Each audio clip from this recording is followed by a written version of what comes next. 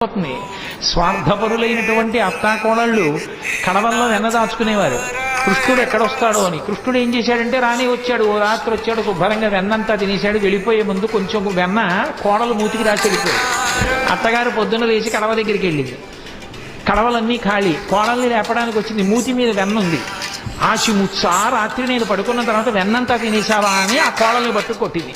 దాచుకున్న వాళ్ళు అలా ఉంటారు. వచ్చిన అతిథుల్ని ఆదరించినటువంటి వాళ్ళు ఎంత అందంగా ఉంటారో, సంసారాలు ఎంత బాగుంటాయో చెప్పడానికి ఒక్కొక్క లీల వెనక మళ్ళీ తాగెతలోదరి.